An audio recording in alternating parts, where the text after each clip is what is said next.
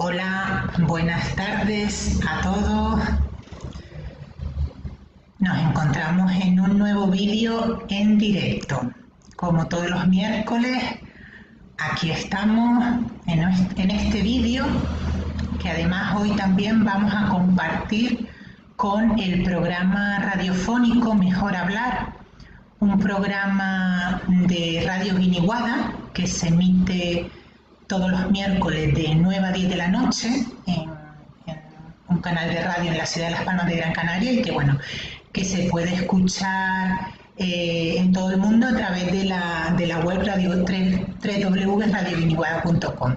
Se emitirá en diferido este programa de la radio, ahora estamos en directo, pero también para ello pues saludar también a todos los oyentes de Radio Guiniguada y a los seguidores de las páginas de Facebook de psicóloga psicoanalista Pino Lorenzo y Focus Familia.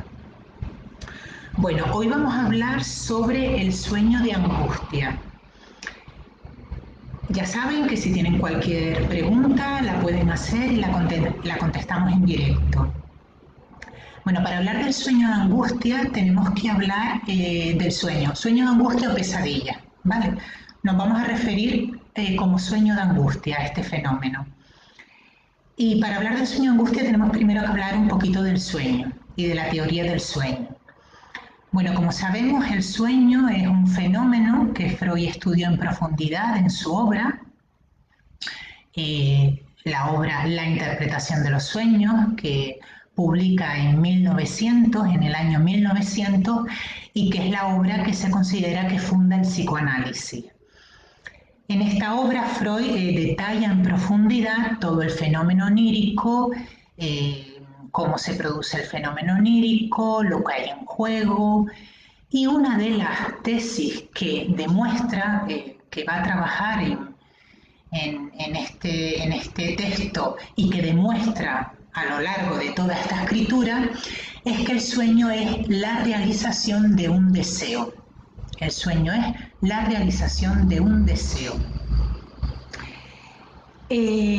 Más concretamente dice, es como la realización de un deseo, es decir, durante el sueño se realiza un deseo, pero se realiza en la realidad psíquica, ¿no? Por eso podemos decir que es la realización de un deseo en la realidad psíquica, o podemos decir es como la realización de un deseo, ¿no?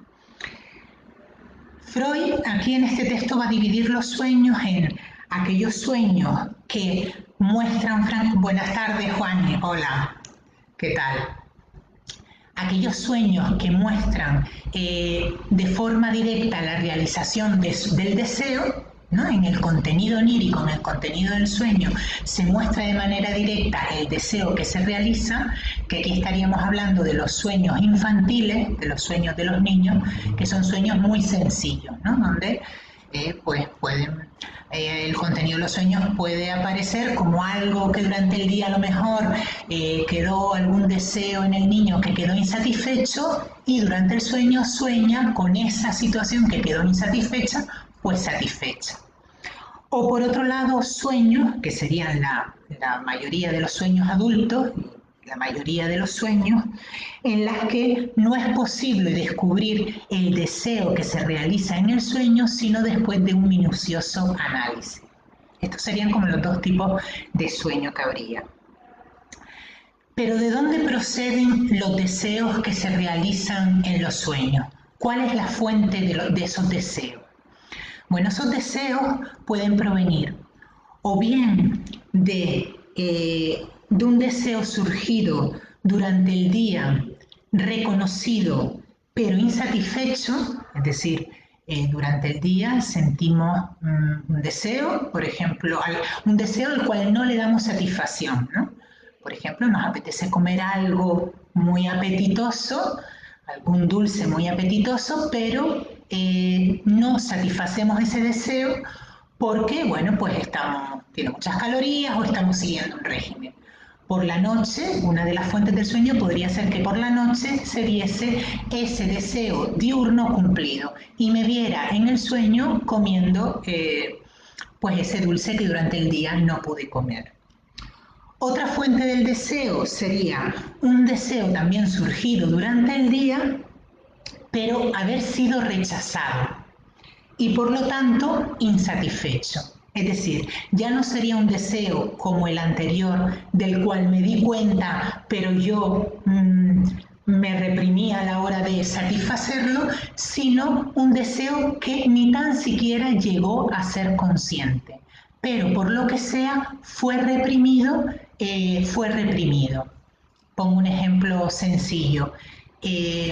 Sentir un deseo hostil o amoroso, pongan ustedes el signo que quieran, hacia alguien a quien no corresponde, por lo que sea, ¿no? Y me es tan intolerable, ¿no? Por ejemplo, sentir un deseo amoroso hacia una figura o hacia alguna persona que no corresponde, ¿no? Y es tan intolerable que directamente, ni tan siquiera yo llego a ser consciente de eso, directamente lo reprimo. Y por lo tanto queda insatisfecho. Bueno, pues esa podría ser otra, o de ahí podrían provenir también los deseos que se realizan en el sueño por la noche. O en tercer lugar, la tercera fuente sería deseos que no tienen ninguna relación con la vida diurna y que pertenecen a aquellos deseos que solo surgen durante la noche, durante el reposo, emergiendo de lo reprimido, es decir, deseos inconscientes, de los cuales nada sabe el sujeto, deseos totalmente inconscientes, ¿no?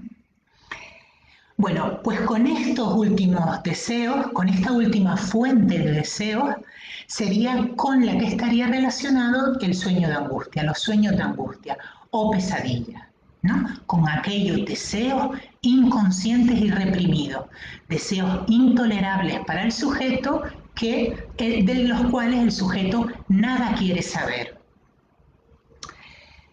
El sueño de angustia tiene la característica de que es el sueño que interrumpe el reposo, ¿no? Si tuviéramos que dar una definición del sueño de angustia, sería el sueño que interrumpe el reposo, ¿no? El sueño de angustia nos despierta, ¿no? Angustiados, ¿no? Sueño de angustia, pongan cualquier ejemplo o cualquier sueño que hayan tenido que les haya despertado y que además les provoque angustia, ¿no? Claro, ¿qué ocurre? Que Freud va a describir como una de las funciones del sueño la función de favorecer el reposo, ¿no? Él dice una frase que dice, el sueño es el guardián del reposo, ¿no? Es decir, que una de las funciones del sueño sería favorecer el reposo durante la noche, porque vamos a ver que son dos actos, ¿vale? Un acto es el del reposo, el descansar, ¿no? Que durante la noche, mientras dormimos, desconectamos todos los, ¿no? Cerramos los ojos, ¿no? Todo nuestro aparato se prepara para no recibir ningún estímulo del exterior que nos perturbe para descansar. Esa sería una función del dormir durante la noche. Y la otra función sería la de soñar, ¿vale? Son procesos distintos, dormir y soñar. Bueno, pues en el soñar, una de las funciones del sueño es favorecer el reposo. Pongo un ejemplo para que esto se entienda. Freud nos pone un ejemplo con una sencilla situación para explicarnos esto. Si yo durante la noche me viene la necesidad de la sed mientras estoy durmiendo, el sueño en esta función de guardián del reposo creará un contenido onírico para en el propio sueño verme bebiendo agua, soñaré con estar bebiendo grandes cantidades de agua. Ahí el sueño, la forma que tomará 1000 formas, ¿no? Puedo estar en un oasis donde el agua cae a mi alrededor y donde me llega el agua por todos lados, o puedo estar en un río ahí, ¿no? Como disfrace esa situación va a ser múltiple, ¿no? Pero la satisfacción de ese deseo engañaría, por decirlo de alguna manera, al soñante para que durmiera un poquito más, ¿no? Es decir, es como si le dijera, sigue durmiendo tranquilo, que ya está, tu sed se está saciando, ¿no? En ese sentido, guardián del reposo, ¿vale? Favorece el reposo, favorece el seguir durmiendo, ¿no? Lógicamente, si la sed, la necesidad de la sed es muy imperiosa, nos terminaremos levantando y nos terminaremos despertando y teniendo que ir a beber agua, ¿no? Pero si no, seguiríamos durmiendo, ¿no? Entonces, en el sueño de angustia esta función estaría alterada, porque precisamente el sueño es el que viene a interrumpir el reposo, ¿no? Entonces dice Freud, bueno, pero entonces vamos a culpar al sueño de interrumpir el reposo. ¿Realmente podemos culpar a ese sueño de interrumpir el reposo? ¿Qué ocurre realmente en el sueño de angustia? ¿Qué pasa en el sueño de angustia para que incumpla con esta función tan importante? Dice, claro, en el sueño de angustia también se va a realizar un deseo, ¿no? Es decir, no es que se vaya a contradecir la teoría de Freud sobre que el sueño es una realización de deseo. Aunque en apariencia el sueño de angustia sea todo menos una realización de deseo, Freud termina demostrando que también el sueño de angustia es una realización de deseo. ¿Por qué? Porque el deseo se realiza en el sistema inconsciente. Es decir, el deseo que se realiza es un deseo inconsciente. Por lo tanto, puede tomar forma de pesadilla, pero ¿no? Tomar forma de pesadilla y por lo tanto alejado de la realización del deseo, pero es en el sistema inconsciente donde se está realizando ese deseo. ¿Qué ocurre? Que la realización del deseo inconsciente va a producir, a veces, cuando estudiamos la obra de Freud, parecería como si a veces se dieran contradicciones, ¿no? Pero que luego Freud va aclarando en el curso de su trabajo, ¿no? Porque la realización, no, porque estoy diciendo justo que el deseo se realiza a nivel inconsciente. ¿Qué ocurre? Que la realización del deseo inconsciente produce displacer para el sujeto, no produce placer, ¿no? Como estos otros sueños más conscientes o más relacionados con fuentes diurnas, ¿no? Donde, como decía antes, nos podemos ver pues realizando un deseo que, por ejemplo, durante el día quedó insatisfecho. Entonces por la noche nos vemos realizando aquello que durante el día no podemos satisfacer. En el caso del deseo inconsciente, su realización produce malestar. Y Freud dice aquí una cosa muy interesante, dice, es peculiar la relación del sujeto con sus deseos inconscientes, porque los rechaza, no quiere saber nada de ellos, los reprime, ¿no? Es como que el deseo inconsciente le produce displacer. Entonces,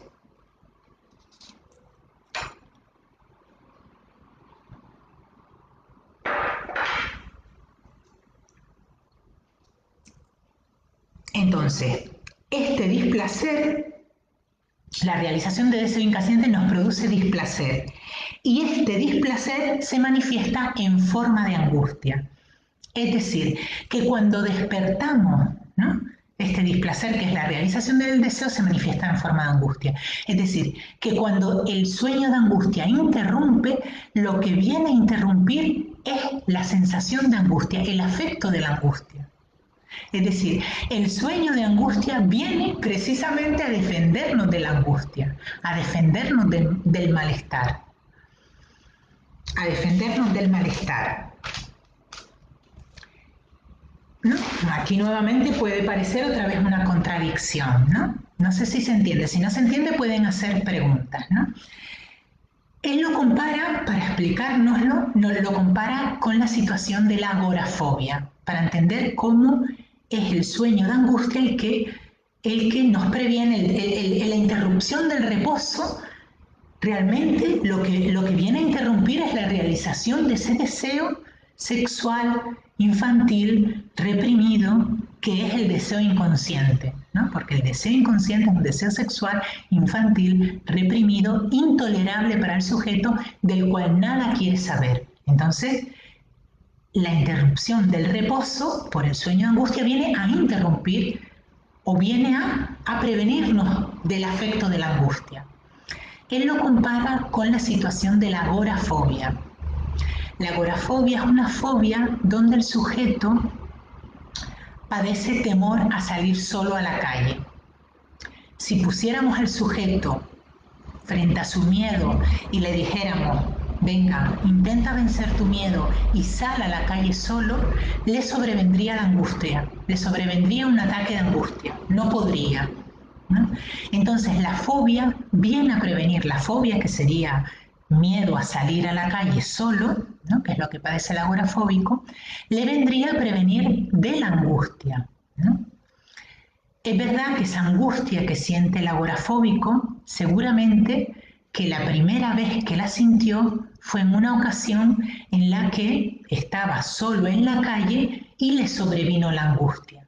Por lo tanto, evitar el miedo que se instaura, la fobia que se instaura, lo que trata es de volver a sentir el afecto de la angustia.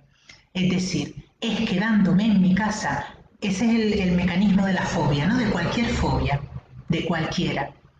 Miedo a volar, miedo a salir solo, miedo a los espacios abiertos, miedo a los espacios cerrados, cualquier fobia, ese es el mecanismo, ¿no?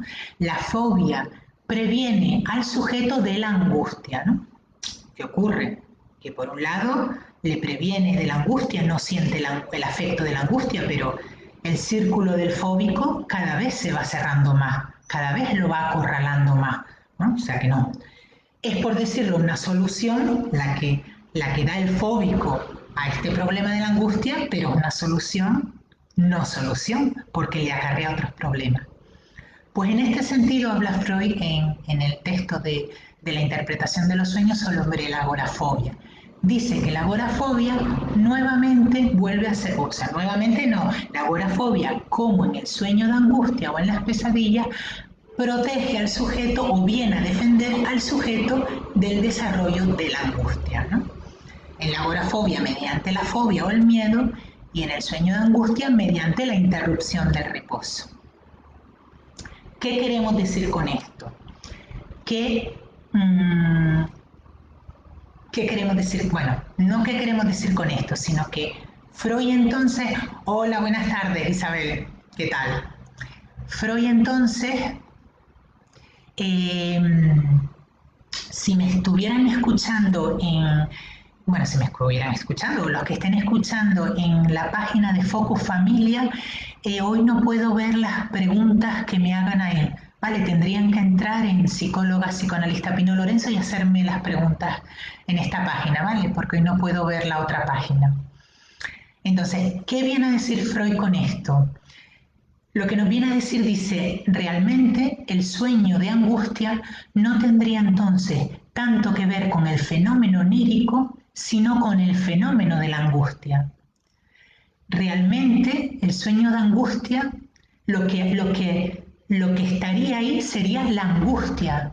Realmente lo que habría que tratar, ¿no? Si una persona presenta muchas pesadillas recurrentes, interrupciones del reposo frecuentes que incluso le impiden dormir o reposar y descansar, lo que podríamos pensar es que lo que hay en juego es un desarrollo de angustia que está alterando al sujeto y sería esa angustia la que trataríamos en la consulta del psicoanálisis, ¿vale? Sería esa angustia, la angustia que está detrás del sueño, ¿no? Es decir, que bueno, Freud nos hace todo este desarrollo para situarnos los sueños de angustia o las pesadillas dentro del fenómeno de la angustia. Claro, porque ¿qué ocurre en el sueño de angustia? Es como si el acercamiento al deseo inconsciente, infantil y reprimido, ¿no? El acercamiento a lo prohibido, ¿no? Ya hemos hablado en otros vídeos sobre los deseos infantil, reprimido, los deseos intolerables para el sujeto. Todos tenemos deseos intolerables. Todos tenemos deseos de los cuales nada queremos saber. Todos tenemos deseos inconscientes, ¿no? Que encuentran en el sueño una de las formas que tienen de manifestarse. Esos deseos están ahí, a nivel inconsciente. De ellos no sabemos nada, sino solo por sus efectos. Pero esos deseos están pulsando por salir. Buscan la manera de salir. Y una de las formas que tienen de salir es a través de los sueños. Solo que no salen de forma directa en los sueños. En los sueños, la labor, el trabajo del sueño, la elaboración onírica, lo que trata es de disfrazar, deformar el deseo inconsciente para que a la conciencia, al sueño manifiesto, llegue algo que no nos recuerde nada del deseo que se está realizando, ¿no? Por eso los contenidos, el contenido manifiesto del sueño, la mayoría de las veces adquiere un contenido absurdo, desatinado, ilógico, ¿no? Por todo este trabajo del sueño, por toda esta deformación que sufre. De tal manera que podríamos decir que cuando los mecanismos del sueño, el mecanismo de la censura onírica, fracasa un poco y se cuela, ¿no? El deseo inconsciente consigue burlar la censura y colarse hasta el sueño manifiesto, hasta la conciencia, ¿no? Es lo que provocaría el despertar del sueño de angustia. Es como si el acercamiento hacia ese deseo inconsciente y reprimido que produce displacer nos despertara, ¿no? Sería, por lo tanto, como un fallo, ¿no?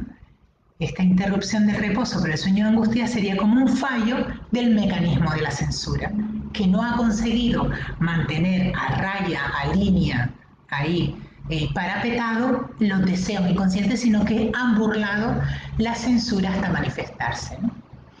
Entonces, bueno, por supuesto, si el sueño es recurrente, las pesadillas son recurrentes, lo que estamos hablando es de un sujeto angustiado, ¿no? Ya lo dice así Freud, ¿no? Ya el sujeto estaba previamente angustiado.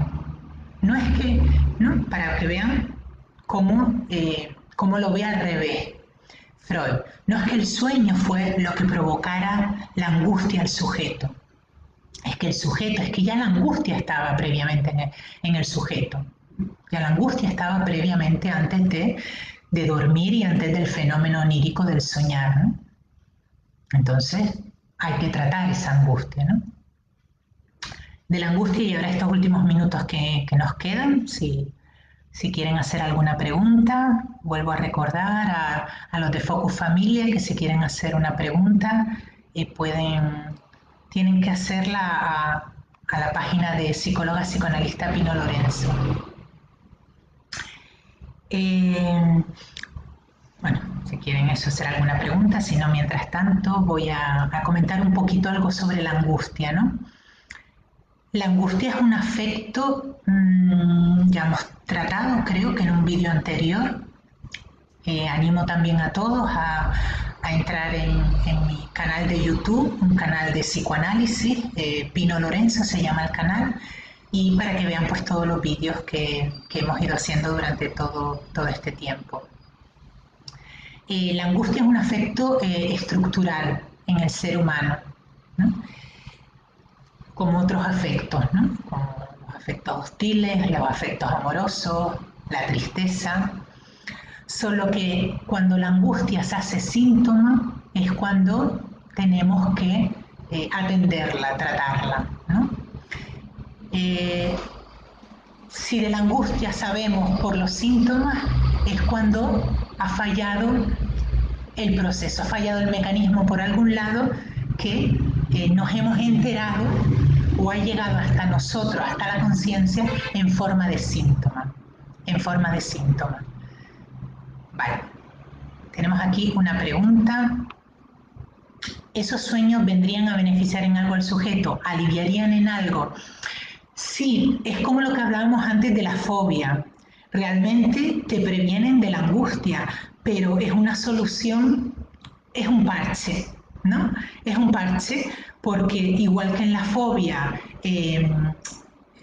Sí, el fóbico se previene de la angustia por el miedo, pero al final la vida del fóbico se va cada vez haciendo más pequeña, se va cada vez reduciendo más. En el sueño de angustia, una persona que sufra sueños de angustia recurrentes vería su, por ejemplo, su dormir, su reposo alterado. Entonces, ahí lo que habría que tratar sería la angustia que está ahí, ¿no? Que tendría que en la labor del análisis sería ver con qué tiene que ver esa angustia, ¿no? Con qué tiene que ver esa angustia. Pero bueno, aparentemente beneficiarían en el sentido, tendrían esa función, sí, de beneficiarlo o de interrumpir el acercamiento a la angustia, ¿no? Para no padecerla en el cuerpo. Solo que si la angustia no se trata, se hace síntoma. En ese sentido, tratar la angustia, ¿no? Que estaría detrás de estos sueños, ¿no? Si no se trata, se puede llegar a ser síntoma, ¿no? Síntoma de angustia que todos tenemos, ¿vale? No solo como de pensar que la sintomatología de angustia solo la padece el neurótico de angustia, el fóbico, el ansioso, ¿no? Todos podemos presentar un signo de angustia, ¿no? Y ante, por ejemplo, un examen, sentir una angustia, sentir la angustia, ¿no? La angustia, por eso digo, ¿no? Es un afecto más en el sujeto, incluso es buena, ¿no? Si yo siento un poco de angustia ante, por ejemplo, un examen o una situación de examen a la que me voy a enfrentar, seguramente esa situación hará que me prepare mejor, ¿no? ¿no? Que sí, paso de todo, ¿no? Quiero decir, en el sentido que esa angustia en el sentido de excitación, ¿no? De deseo, ¿no? Que a veces pues se acompaña, ¿no? Y a veces incluso se puede hacer síntoma y llegar al examen y darnos unas diarreas previas al examen tremendas, ¿no? Es verdad que bueno, que luego a lo mejor esas diarreas se cortan y luego llego al examen y lo realizo sin ningún problema, ¿no? Ahora, si llego al examen y resulta que la diarrea me impide hacer el examen, ahí es cuando nos tenemos ya que plantear qué pasa con esa angustia, ¿no? Y tratarla. Vale, exactamente, vale, entiendo. Sería un aviso de que algo no va bien, dice Isabel. Exactamente, sí, exactamente. Sobre todo cuando es recurrente, ¿no? Cuando vemos, por ejemplo, una pesadilla recurrente que se repite y que interrumpe el reposo, ¿no? En ese sentido, sí. Sí, porque pensemos que los sueños de angustia nos acompañan desde chiquitines. Los terrores nocturnos de los niños son sueños de angustia, ¿no? Que además ocurren justo en la etapa, en la etapa o en la mayor, el mayor, eh, hola, buenas tardes, Lourdes, el mayor volumen de sueños o pesadillas o de terrores nocturnos sobrevienen en la etapa del complejo de Edipo, que es cuando el sujeto, el niño, se está constituyendo como un humano y se posiciona, ¿no? En ese triángulo, en esa situación edípica que es el padre y la madre. Entonces los terrores nocturnos, que podemos hablar en otro programa un poquito más extenso, pero los terrores nocturnos realmente tienen que ver con la angustia del niño, angustia que siente frente a la hostilidad del padre. El niño en la situación edípica toma como objeto, el niño y la niña, ¿vale? En ambos sujetos ocurre lo mismo.